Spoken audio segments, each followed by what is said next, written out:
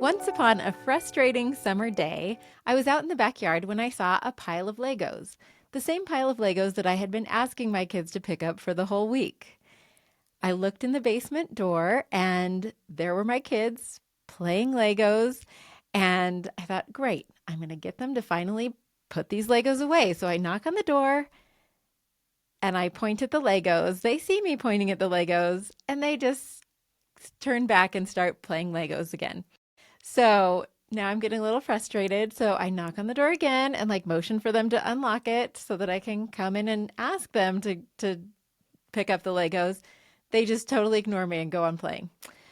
So I decide to rage clean those Legos. I find a cup that they've also left out. I fill the cup with Legos and I am so frustrated at this point when they're just right there, not cleaning them up, that I ran around to the front door, down the basement stairs where they were playing Legos, and I just dumped that cup of Legos right on my son's head.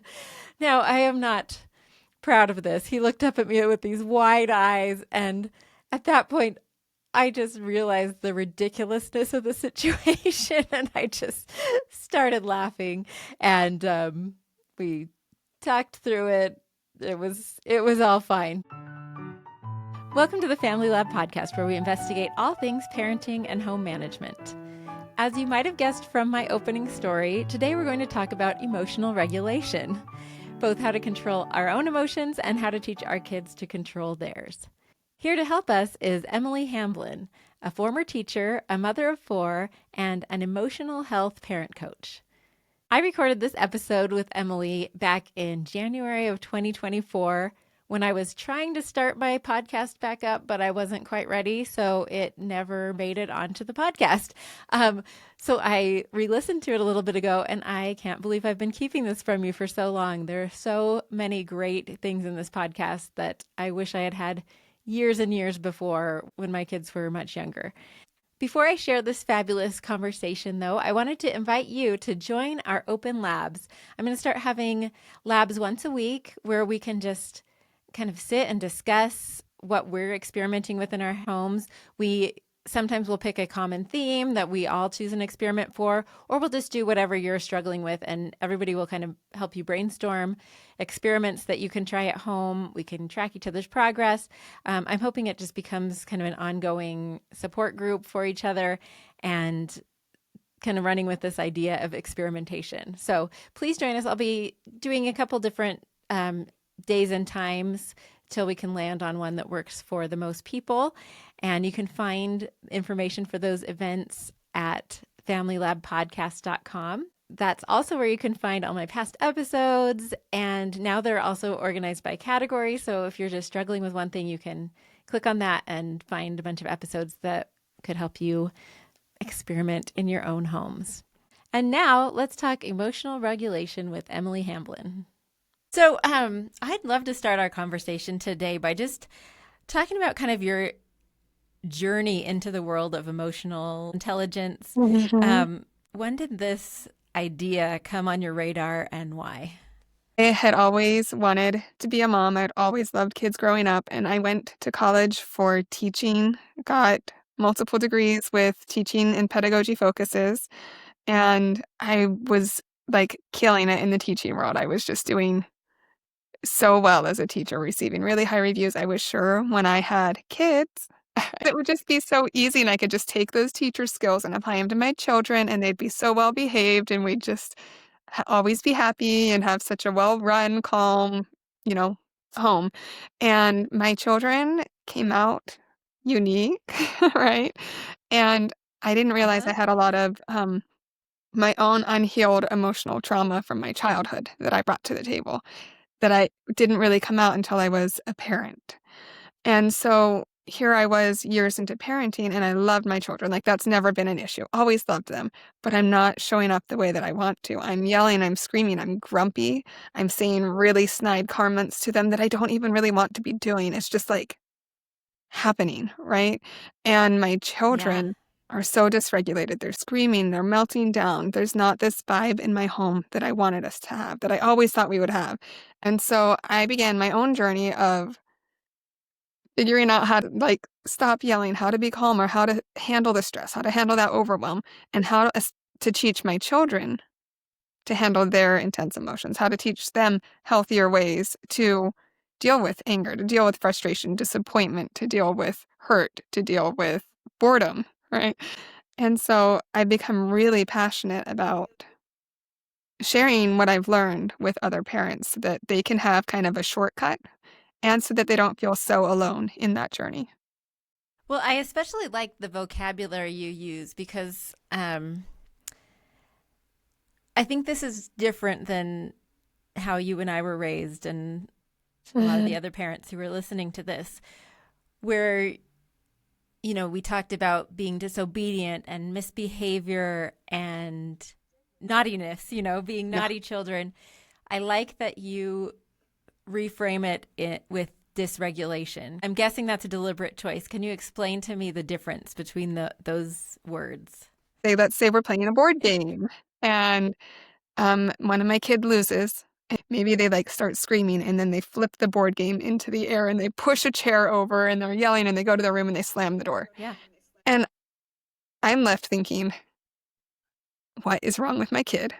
What am I doing wrong? That behavior is Right. totally unacceptable. I have to stop it.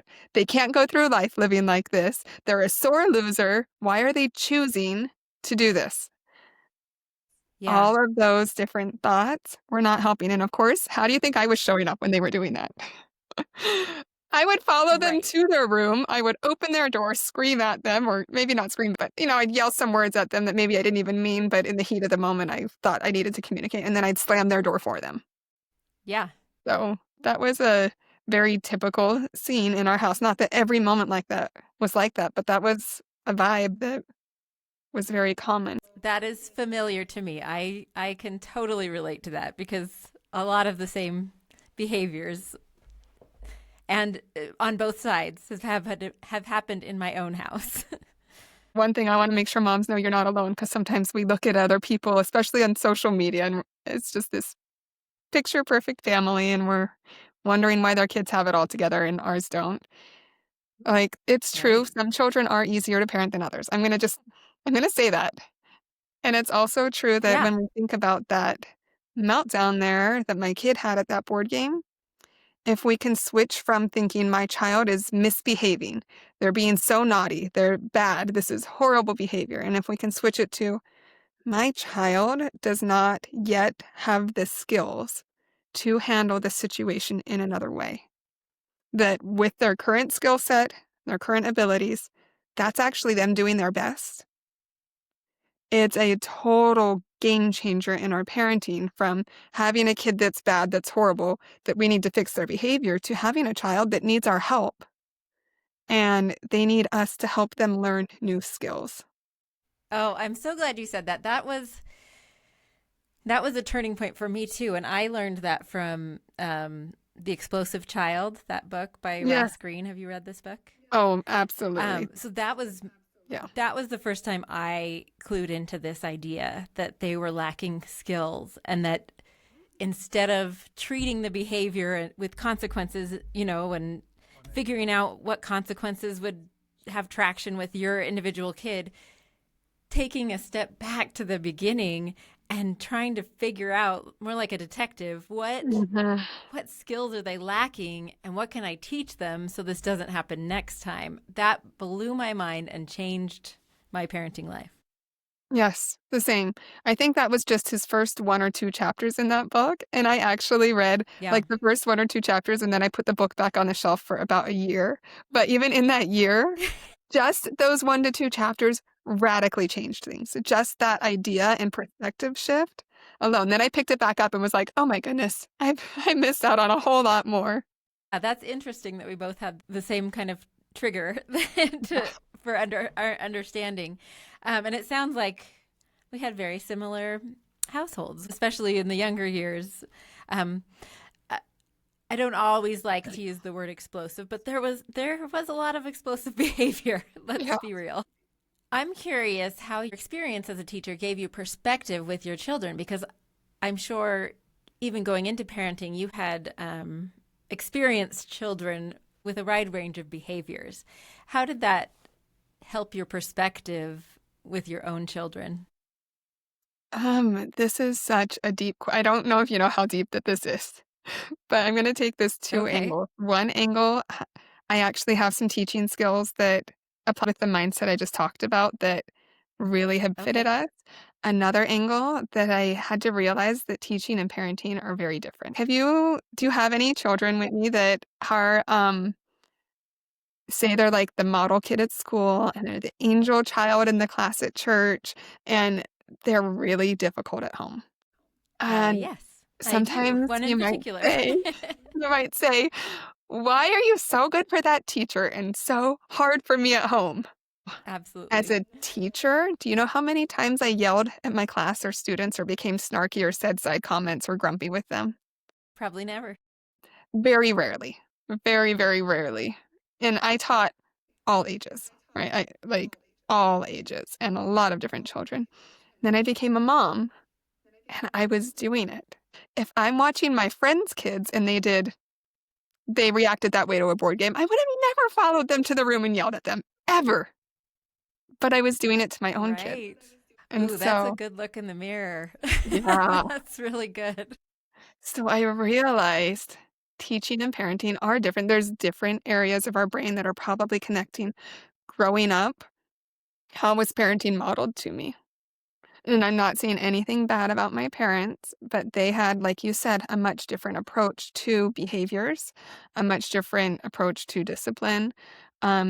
They also were both working, and so I was from about 10 years old on, I was by myself quite a bit that I remember, or just with my siblings or friends. And so um, Yeah. I didn't necessarily have someone modeling and explicitly telling me, "Hey, I'm really angry right now. I'm gonna go to my room. I'm gonna take 5 minutes, do some deep breaths. I'll be back. I don't wanna talk to you until I've calmed down." That was never once part of my upbringing. And so, of course, it's not gonna be natural for me to do it. I didn't have it modeled. It's not in my subconscious brain of this is what parents do in this situation. So I had to relearn some new things. We hear reparenting, and some people have a problem with that phrase, and I get it. But that's the idea of it is, going back and thinking, "Okay, this wasn't modeled to me, so I'm going to have to bring some intentionality to my parenting and learn new strategies and new skills if I want to do things differently." Yeah.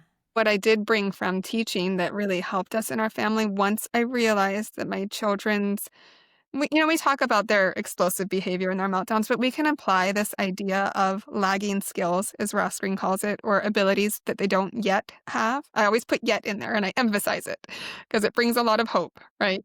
They don't yet have those skills. Um, if I bring that to my perspective and I keep that as my thinking, then I go, okay, so I can help them learn these skills. And that's this idea of emotional intelligence that I know is a huge buzzword, but that's where it's been a game changer in our family is to intentionally help them. Okay, I want to figure out why.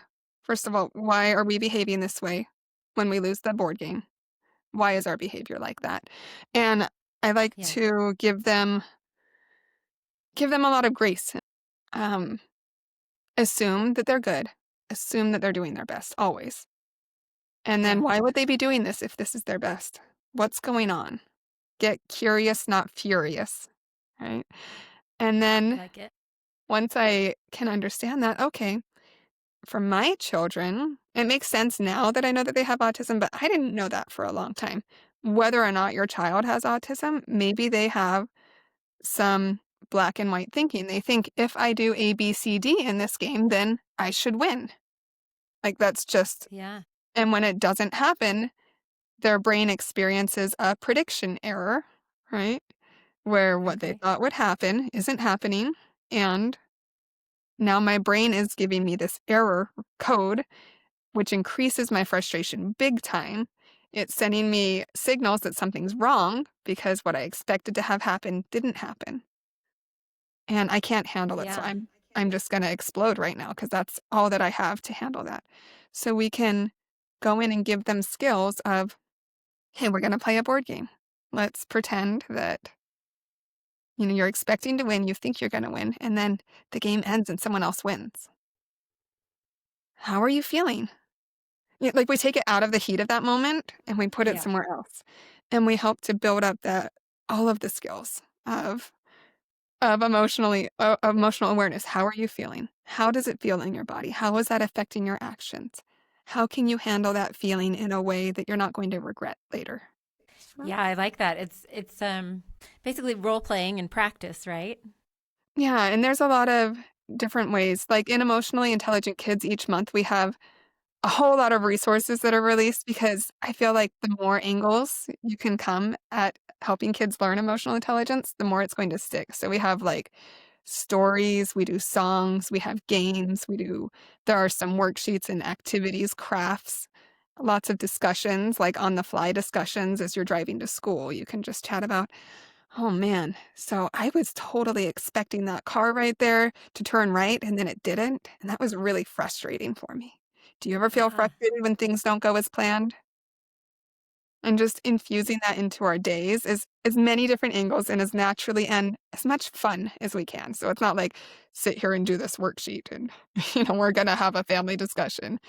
But right. to Let's talk infuse about that. emotional intelligence, Yeah. 7-year-old. You can. My kids know those words and one of when one of them was 7, actually, I remember him going, "Mom, don't talk about emotions for the rest of the day." Enough. Okay, so That's then we have cute. to find other ways to talk about them, right? And sometimes Right. some kids, especially deeply feeling kids, they have so much guilt and shame around their behavior with that board game that they won't wanna talk about a kid losing a board game. So maybe we talk Mm. about, um, bunnies that are, racing some foxes, and the bunnies are sure that they're going to win, and then the foxes win, and how do the bunnies handle that? So it's not so in their face, so they're learning that skill, but kind of in a more sideways approach.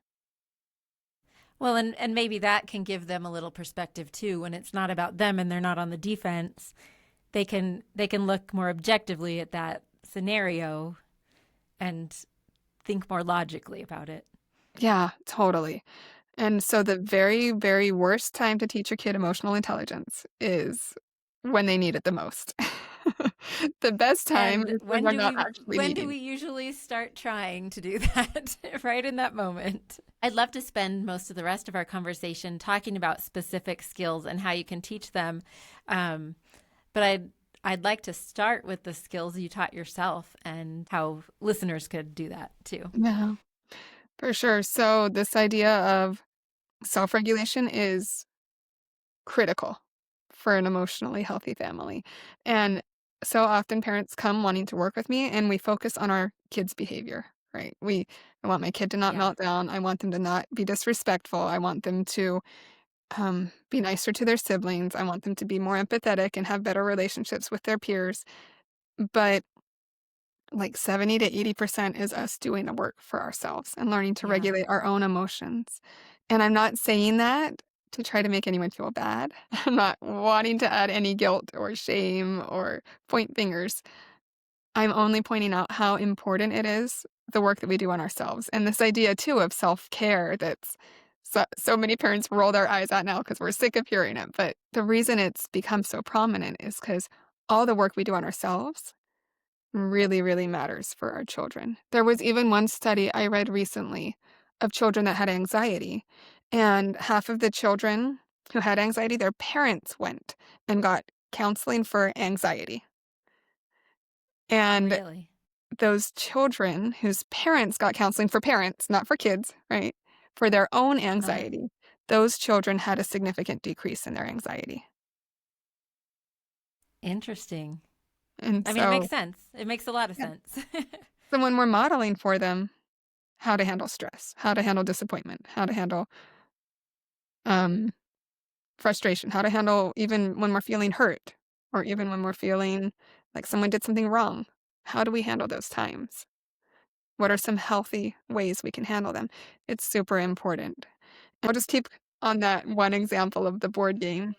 Yeah. Um, Yeah, it's a I good lost one. it for so many reasons. One reason is I didn't know I have ADHD. And one thing that that means with my brain is there's a lot of urgency in moments. There's kind of like, there's 2 time periods, it's now or it's not now. And so Got it. I feel like and also, if I don't do it now, I might forget. And this is so important that I teach my kid to behave differently after he loses that board game. And so I have to follow him in his room right now, or I might forget. And this is urgent because I don't want him to have this for the rest of his life. So I feel like I have to fix it right now in this moment. And so understanding that that's my brain's Interesting. Yeah. knee-jerk reaction has helped me to kind of simmer out. Okay, if I need to, I'll put a reminder in my phone. I'll write myself a note somewhere. But to step back and go, okay, I don't need to do it in that moment. And also, what that means for my particular brain is that when I feel an emotion, like especially anger or frustration, also happiness and excitement, but when I feel them really quickly and I feel them really strongly. So it's Huh. awesome. I have so much fun, right? And I really enjoy things Right. deeply, and I get genuinely excited with my children about playing with slime. Like, yes, let's play with that slime, and I love it. But it also means maybe I should only be getting like 40% frustrated. Like, if I were to step back and logically consider, I would say, oh, Right. that's not a huge deal. My kid flicked a pee at their brother at the dinner table. Like, that's not really a huge deal. A huge deal to me would be if, like, they picked up the plate and smacked their brother in the head and, broke the plate in half. That would be a huge Right. deal. But in that moment, them flicking the pee, I don't go to like a 4. I go to like a 10 because that's just the way my brain works. It's gonna go straight to that extreme emotion oftentimes. And so Yeah. understanding that, has been so helpful for me in my own, journey. And that's just, one example of many. I could keep going for like an hour and a half at least on how to stay regulated when your kids are. But coming to Yeah. understand myself more and learn more strategies that work for me uniquely, it's been like 70 to 80% of the entire change in our household. Yeah. And I like that you talk about getting to know your own brain and what that means because yeah, that's going to be different for all of us. But after the heated moment or if we can just kind of put it on replay for ourselves and say, okay, here's how they behaved, here's how I behaved, and not just focus on the kids' misbehavior, but focus on how we reacted. That's such a huge game changer, I think. And then we can start to have this catalog like you have. You've built this great catalog of okay, here are some of the things that I struggle with. Here are the skills that I need to learn. And I liked your example of giving yourself a timeout and just saying, "Hey, I need some time to become calm, and I'll be back." Do you have any other examples of coping strategies for yourself? There's a lot of research done on something that Mona Delahook in her book Brain Body Parenting. I don't know if you've read that book, but it's so Yeah, good. She talks about the body budget in there, which is incredibly important for us to understand. It's this idea that our nervous system can only take so many hits. Stress takes a hit. Feeling mom guilt takes a really big hit. Not having slept enough takes a hit. Not eating nutritious food takes a hit. And it can only take so many hits before it's done. And our nervous system is ready to just jump into dysregulation in order to try to protect itself. yeah, yeah. So Hello bedtime, right? that's been huge. My kids sometimes, transitions are really difficult for several of my children that I have during the day when my husband's at work, and sometimes they won't wanna come eat, and maybe they had a bigger snack than me or whatever reason. I'm, like, really hungry, and I think that they are too, but they're not coming. Sometimes I will just go and eat before them. And I do think that family meals are very important, so when they're eating, I'll sit with them while they're eating, and I'll still stay with them while they're eating, but I'll go and eat first, because then my body budget is a bit higher, and then I can go to them and say, "Hey,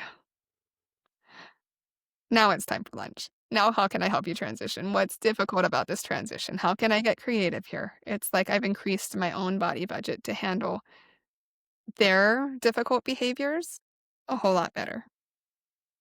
Yeah. Well, and it's interesting, isn't it? Like I've talked a lot about this, how we as moms, we are training ourselves in caregiving. We're taking care of all these people. We know how to take care of people. we just don't often count ourselves as the people to be taken care of, you know? Mhm. Like we don't always turn it back on ourselves and be like, okay, this is how we need meet this person's needs. It just happens to be myself, you know? Ooh, I love that perspective. So good. One thing is called interoception. It's one of our 8 senses. What interoception is our internal sensations. So it's the sensations going on in our body, like a rumble in your stomach or tenseness up in your shoulders, to become Ah, more aware of the interoception of our body in relation to emotions. So when we're feeling something, we're feeling a lot of tension, to pause and name it, right? To go, oh, I'm feeling really upset right now. I'm feeling frustrated. I'm feeling frustrated because my kid just hit the 2-year-old, right? And I don't think that that's appropriate behavior. And to just like talk sense to yourself about why you're angry. I don't think it's appropriate. I think that that kid should know better. I don't think that this is what I want happening in my family. And whatever thoughts you have, not judging them, just say them and then start to talk about your body. I'm feeling this frustration up in my neck and in my shoulders. It's red hot. It's tight. It's like a fist on both sides. And the more that you talk sense to yourself about what you're feeling, the more you're using an entire brain instead of your emotional brain. You're ah. inviting your logical brain into this conversation. Now you're thinking with a whole brain. It's going to be a whole lot easier to zoom out, to step back, and to be fully present in that situation. So that's been a really good tactic for me in my own emotional regulation journey. Well, and I think the listeners can't see this, but you're using your hands to talk about the whole brain. I think um, I'm a very visual person, and so even to picture your brain in that moment could probably be helpful. Being like, okay, I'm using this Mm, side of my brain. Let's let's picture the whole brain being used. yeah. Oh, that's good. That's a good idea. I might use that one. Thanks. Well, you're welcome. Okay, so let's talk about how we can teach these skills to our children. Okay. Well, of course, the biggest one is to model it, right? Um, Our children learn not just from our example, but from our involvement. They are literally wired to need co regulation. This is how their brains are Hmm. made. This is how their bodies and nervous systems are made. That it's intended that they learn how to regulate their emotions from us helping them. This is why when a baby's crying, it's completely instinctive to pick up the baby and comfort the baby, right? Figure out what do they need? How can I help them right now? But for some reason, they when they reach a certain age, I don't know, maybe 3, 4, or 7 or 8, when they still do need that co-regulation piece, we think they're old enough to do it on their own. But Mm. science is gonna disagree with us, and that's why, at least in my family, it wasn't working, and if you have a child that does have different wiring in their brain, they may even be a few years behind on their emotional regulation abilities. So if you have a 6-year-old that is still crying as though they were 3, it might be because the brain wiring is more like a 3-year-old in the area of emotional regulation. Mm. Okay. So it doesn't mean anything's wrong with your kid. It doesn't mean that they'll never catch up. Just means that they need a little bit more help while they develop that skill. And also I'll put in their kids or humans don't finish developing the parts of their brain, the prefrontal cortex or the upstairs brain, until they're in their mid-20s on average. Yeah. I honestly think it took me a few more years to finish developing mine, and that could be my own neurodivergence. But it explains a lot of the fights in my early marriage now that I understand what was going on in my brain. Oh, interesting. Yeah. So that's one huge way to help our children learn that skill. And then, of course, modeling it, letting them know that we do have these big feelings and how we handle them, and for them to see it. Whenever we show up angry when they've done something wrong and we're angry, we're subconsciously communicating danger to that child. Not on Ah. purpose, of course. When they see their caregiver angry, they have something called neuroception, which is a constant scanning for threats. And now they see a perceived threat. My caregiver is angry. This is a perceived threat. It's going to put them a little bit on edge. They also have mirror neurons in their head. So when they see anger in another human being, they have the same areas in their brain firing up, suggesting, I should be angry right now. And so it's really important the effect that we have on our children. That's one of the things I like about your approach and your perspective is that it's a me first approach. So I would love for you to just go through, two or three conversations or games or some of these tricks that you use in your Mhm. course, um, just to really practically sit down and teach these kids one on one. Yeah. So there's two main methods if we want to teach our children emotional intelligence. Well, really, there's three. One is to model it. We've already talked about that a lot. Two is Yeah. to be intentional and plan. Okay, on Wednesday, we're going to get to soccer practice 5 minutes early, and we're going to spend those 5 minutes on an emotional intelligence activity. And this is the activity we're going to be doing. And three is on the fly, right? To just fit it into our Uh huh. daily routines. Or I guess these are all into our daily routines, but just to work them in whenever we happen to see an opportunity. So I guess Right. that second one, if we want to plan one, um, then one example for a game that we had in Emotionally Intelligent Kids, this was one of our resource games for November when we were trying to build empathy and combine it with gratitude, is to play this game called Empathy Beanbags. So this is where everyone playing puts a beanbag or a sock. One of my clients used stuffed animals because that's what they had in their house, and put them on your Uh huh. head, and then you try to walk around the room and have it not fall off. And the only rule is that if it does fall off of your head, you can't put your own beanbag back on your head. Someone else has to help you put it on your head, and you get to help put it on other people's heads. That's the only rule for the whole game Oh, whenever it falls off. I like that. And so that's actually a game. It's fun. Like, kids love it. And you can let them know either before or after whenever you think it would work. By the way, do you know what it was when you were thinking about what someone else needed and thinking about their perspective there? That's called empathy. Empathy is thinking about how someone else is feeling. Oh, that's so beautiful. What a nice way to do it. And it's not hard work to help. It's not it's not tricky in any way. It's just a little kindness exercise that I just love Yeah. that. That's a great example. And Do you have a couple more like that? sure. Well, this is why knowing what you want to teach is really helpful. So I say it's kind of like a cookbook. Hmm. I might not follow the recipe, but I'm going to flip through the cookbook and get ideas on what to make for dinner.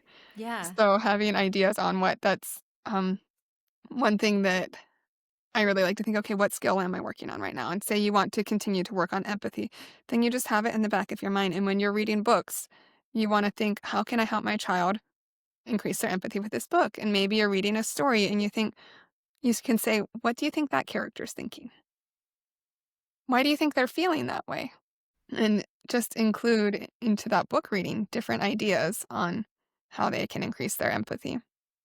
Um, if you're playing a game and you know that they tend to not like to lose, like we talked about, that you pause right before the end of that game and you focus on interoception and teaching that skill. And so we can teach them at that point, we can pause and help increase their interoceptive awareness. Like, hey, I just want to pause. What's your body feeling like right now? How does your heart rate feel? How's your breathing? Can you feel the blood flowing through your veins? Can you feel a little bit of digestion in your belly right now? Okay. So I want to pause because in a minute, I might lose this game. I don't know how it's going to turn out. And I want to pause right now and decide what I want to do if I lose. How am I probably going to feel? I think that if I lose this game, my heart rate might start to go really, really fast, and my breathing might start to get really, really quick, and that blood might start going through my veins really, really fast, and my stomach might even get tense or get some butterflies in it. And when that happens, I kind of want to plan for how to handle that.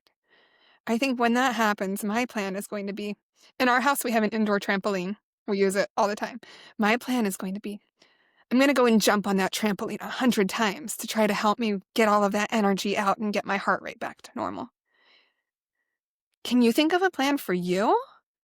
What can you think of if your body starts to feel like that? If you happen to lose, what's one way that you can handle that? I love that idea of getting them prepared for how they might feel. That's such amazing tool.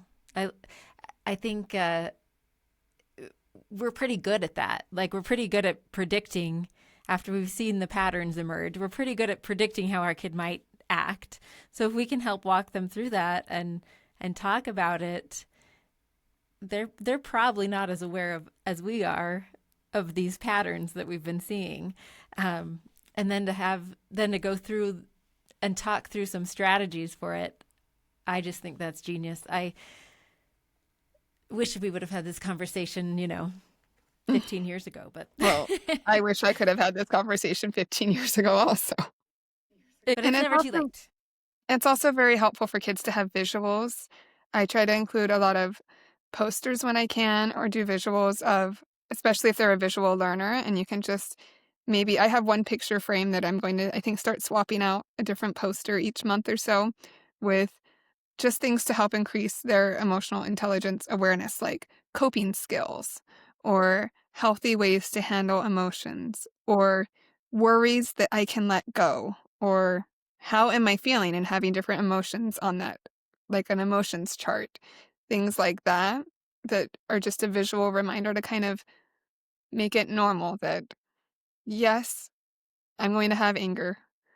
It's not whether or not I'm angry that matters, it's what I do when that anger comes that matters. So much to think about after this conversation, and Emily gave us lots of experiments that we can try. You can find more resources from Emily Hamblin at enlighteningmotherhood.com, including a free mini training called Why Is My Child Melting Down? And a program called Emotionally Intelligent Kids with monthly resources to teach your kids all of these skills. Emily co-hosts her own podcast called Enlightening Motherhood, and you can also follow Emily on Instagram at, you guessed it, Enlightening Motherhood. Special thanks to my assistant producer, Bailey Blake, and my web designer, Kimberly Hansen. And as always, thanks to my own wonderful mother, Susan Singley, for playing the theme music to this podcast. She used to play this all the time when we were growing up, and to me, it's the soundtrack of motherhood.